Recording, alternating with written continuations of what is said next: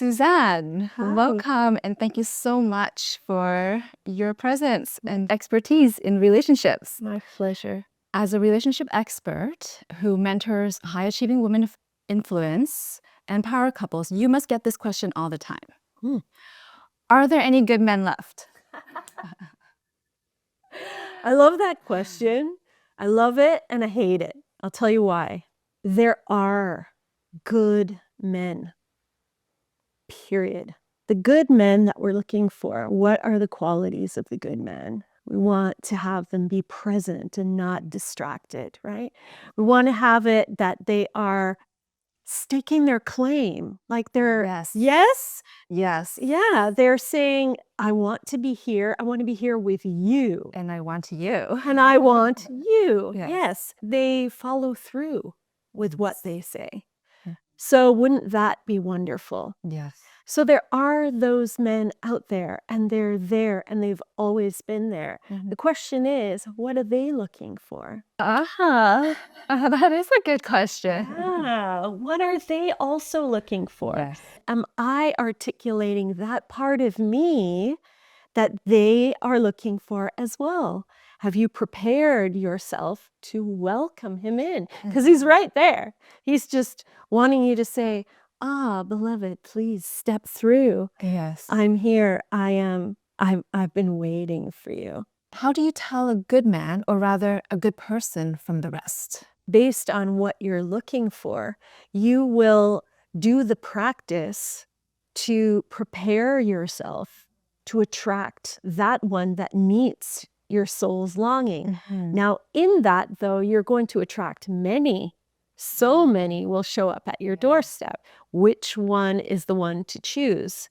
Well, it's not about you choosing. It's about you surrounding yourself with good women who know you, who know who you are, and when you are lit up in your soul, in your body, in your pleasure, gather them together, ask them to help you to choose.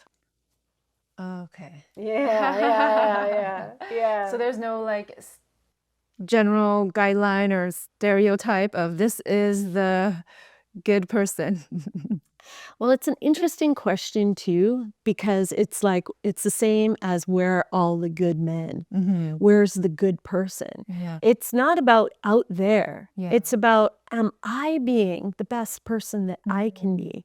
Am I in my practice of being in my heart, being in my body, coming out of my mind when I'm with my lover, and doing all the things that you're yearning for? Are you doing that? I very much believe that relationships are about taking 100% responsibility for the dynamic within the relationship. You see, it takes two to tango, but it takes one to change the dynamic. So if you're not growing in the relationship, if there is growth that is possible, that by changing the way that you are operating within the relationship, the dynamic is bound to change. What are some key traits or red flags of men to look out for? And what are some key traits that can be cured or healed into a functional relationship? I want to change the consciousness of even that question, because to me, there are so many good men as there are so many good women. It's like, let's look for, what are the bad traits of men? It's not about that at all. It's about, we will attract the reciprocal of our being, of how we are being.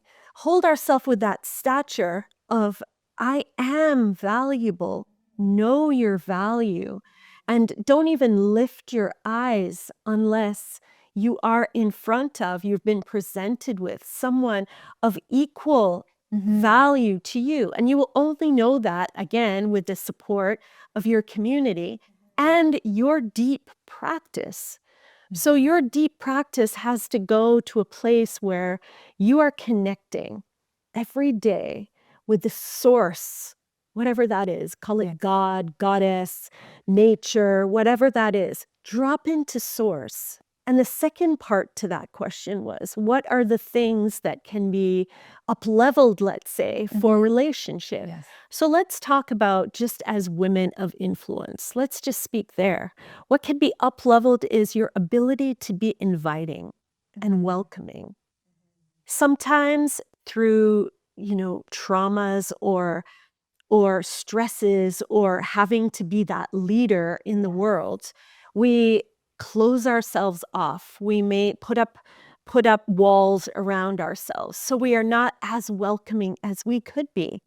There are opportunities for us when we're home to be able to drop the wall of protection and sink into the pleasure of the body, where we commune with the source of all things, whatever that is to you, and be able to start to bring pleasure and happiness and fulfillment into ourselves without even anyone there yet. They haven't even shown up yet. Yeah. But just that is saying, this is great. You see how you are? That You makes feel so much that. sense. No, I do. Feeling that. Yeah. So there's that. Yeah. And then what else we can up level is our ability to relax the reins of control.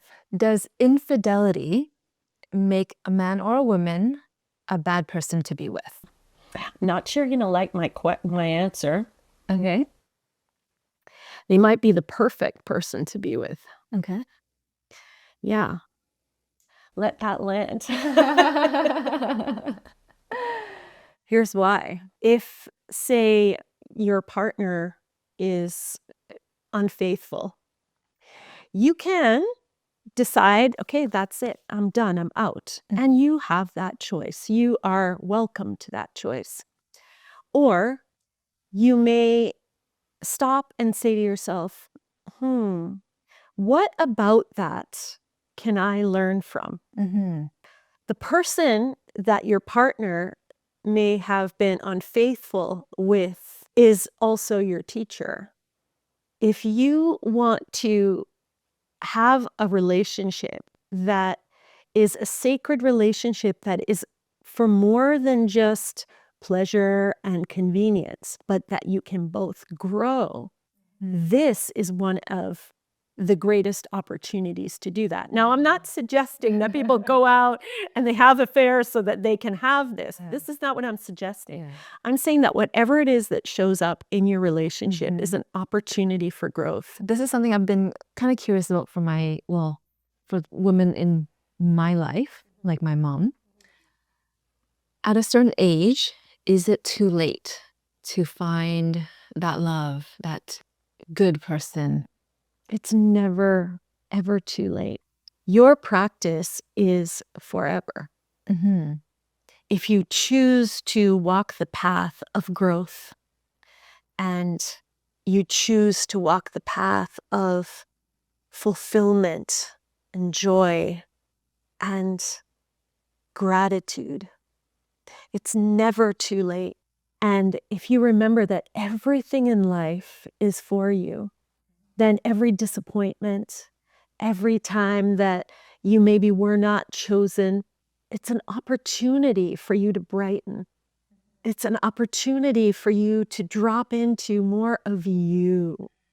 And so here's the thing. If you have not been partnered as yet, if you have not yet found that love, then if you have been practicing or you choose to start practicing, the longer that you are not with a partner, the more that you have had the time to be in the church or the temple or the whatever you want to call it of practice, you should be completely overflowing with the love that you're craving.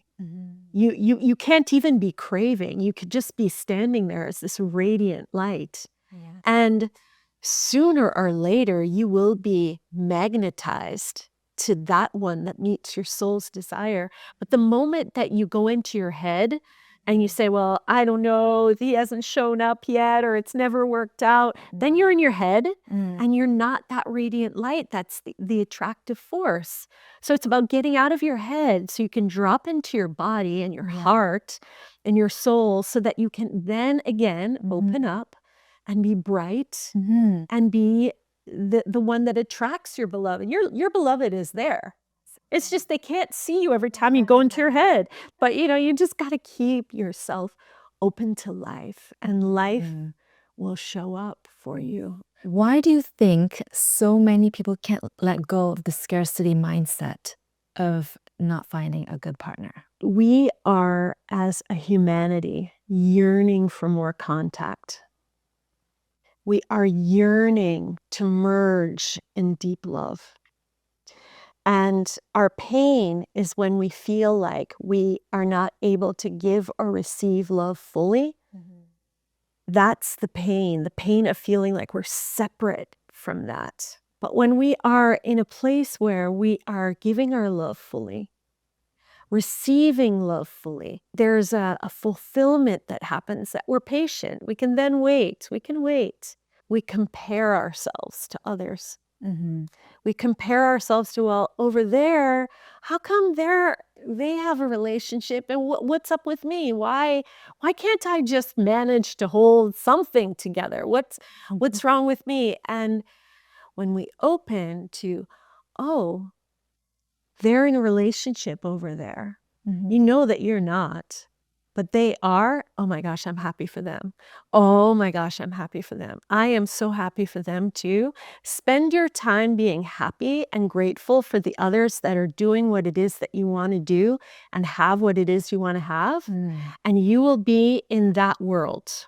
How would your advice be different for a 20-something who's just starting dating, or a 38-year-old thriving in her career, like myself, and a 55-year-old who's just gone through divorce? The same. Huh. I would say the same thing to every single one of you. In your 20s, you're at the top of your game. You may feel, you're stepping out there and you're attracting guys to you. What they're going for is they want to be meeting the guy that will take care of them necessarily financially. I want the rich guy. That's the one I'm looking for. Not everyone, but what you're looking for is what is looking for you. So someone who is just going to be spending money on you like that, and there's nothing wrong with that, but if that's all you're looking for, then you're looking for a surface level of relationship. There is a depth that is possible in relationship that just looking for that is not going to serve you. So depth and energy are two things that really make a good recipe for great relationship, depth and energy. So I would say to someone in their 20s to stop and pause and say, okay, what do I really want? What is my soul's desire in relationship? Women who have come into the great age that you are in are now stepping out into the world and are leaders in the world, making things happen very strongly and are able to do so much. I would say that the advice that I would give to you is learning how to let go of the reins of control of the boss, the leader, when you are in your intimate time with your partner. And I'm even going to fine tune this even more. You may say, well, I can be relaxed. I get dressed up.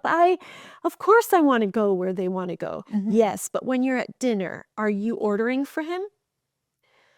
Or are you saying, we will have this? Or what time do we need to go? Or what do I need to wear? This is a big one.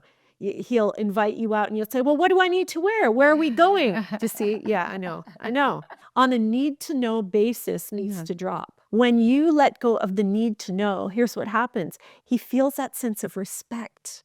He feels a trust, and it allows him to rise in his sense of groundedness. Well, she trusts me.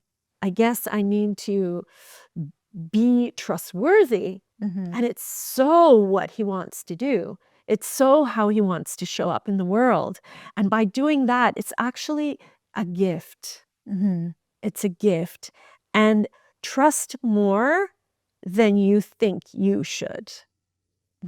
Not with anyone, Yes, yeah. but with someone who your girlfriends, those that you trust, have said, this is someone that is worth practicing with.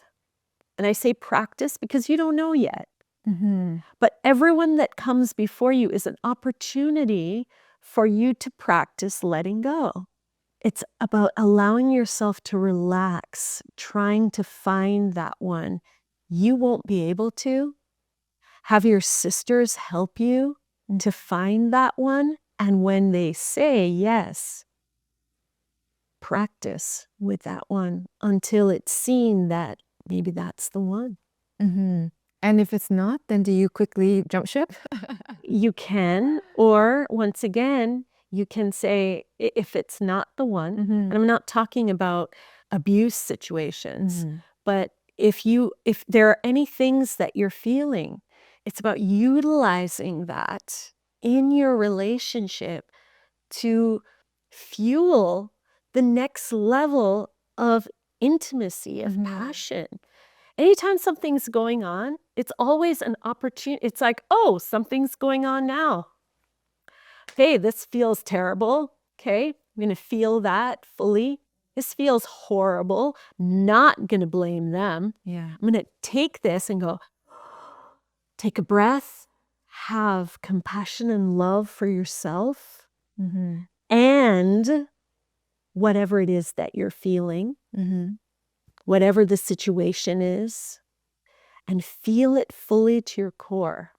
Don't overlook it or have a drink or, whatever that is to assuage that feeling, because it'll show up again. Feel it fully. And here's one of the best things you can do. Feel it and dance to it. Dance, and you're not dancing to dance it out. Yeah. You're dancing to dance it through you as anger, as jealousy, as sadness. Dance it. And when you've danced it fully until it's like, completely all you, what will then happen is something will occur to you. The gift will show up. The opportunity will show up for the next iteration of relationship. And that's where having a great mentor, having a great community is so valuable. And what about for someone who's 55, let's say, and going through a divorce? So they have gone into a place of they're maturing at another level now. What they can do is they can and especially if someone is divorcing. Again, divorce, whoa, something that no one wants to experience, but it's again an opportunity for growth to take a look and say, what can I learn about myself when I get into a situation again? It's not just a different face with the same problem. Opportunities are there for us to grow. Lessons are there for us to learn. If we don't learn the lesson, it's going to show up again. Let's say their partner wasn't one that followed through. They said they were going to do things, but they never made it happen. When your partner doesn't touch the places that you're yearning to be touched, it's simply because you have not shared through sound expression that this is the place. Oh, yeah. Or I loved it here. I loved it here. I loved it. And then go there. Oh, I loved it there. Or like, we don't necessarily express. And this comes from often a place where maybe when we were younger, we really did express, but we were told we're too much. Or we're very expressive out there in business, and we know how to make things happen. Maybe when we come home and we're with our partner, the way that we express could be harsh, could be cutting. This is an opportunity for her to learn how to express herself in a way that can be more uplifting. And she can learn that from a plethora of other women. So learning how to express in a way that allows your partner to want to enter you and take you to places where you may have thought you've seen everything at your age, but there's still a heck of a lot more left to go. See what you have to look forward to? Yes. Yeah. That Yeah. sounds very fun and exciting. Yes. Yes. Looking forward to it. Yeah. We're getting better as we get older. Yes. That's right. So you mentioned express. Okay, she needs to express and learn to express. But what if the partner didn't allow or help or pursue that to give opportunity for the expression? Right. Great question. If you're coming from a place of blame or shame or dishonoring, no one's going to listen to you. But if you learn how to speak from the heart, speak from, are they ready? Are they able to hear me in this space right now? Maybe when they're receptive to hear me. And you may say, well, they're never receptive. They never want to listen.